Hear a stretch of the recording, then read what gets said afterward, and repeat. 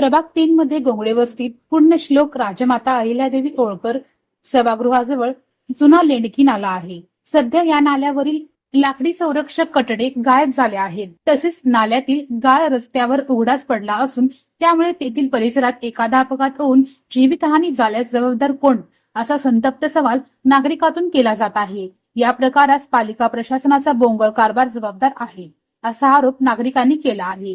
या प्रकरणी अभियंता उमेश जमादार पालिकेकडे नुकतीच ऑनलाईन तक्रार नोंदविली होती। गोंगडे वस्तीमधील लेंडकी नाल्याचे संरक्षक कठडे गायब झाल्याने तो खुला पडला आहे।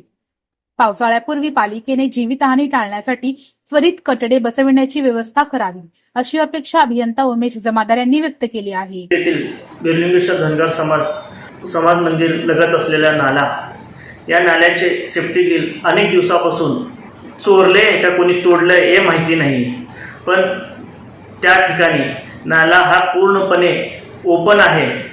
गेल्या महिन्यात 11 एप्रिलला मी ऑनलाईन तक्रार नोंदवली होती।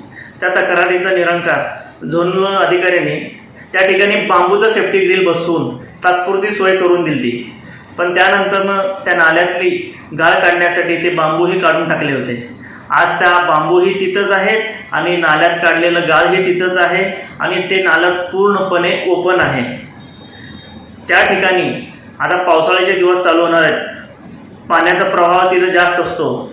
त्या ठिकाणी कुठलीही जीवहानी झाली तर त्याला जबाबदार कोण, जेणेकरून जीवहानी होण्याच्या आधी आपल्याला एक विनंती आहे, विभागीय अधिकारी, आपले महापालिकेचे नगर अभियंता, आयुक्त साहेबांना विनंती आहे की त्या नाल्यावरची सेफ्टी ग्रिल त्वरित बसून या लोकांची होणारी गैरसोय दूर करावी। धोकादायक नाल्यावर संरक्षक कठडे उभारण्याची मागणी नागरिकांनीही केली आहे।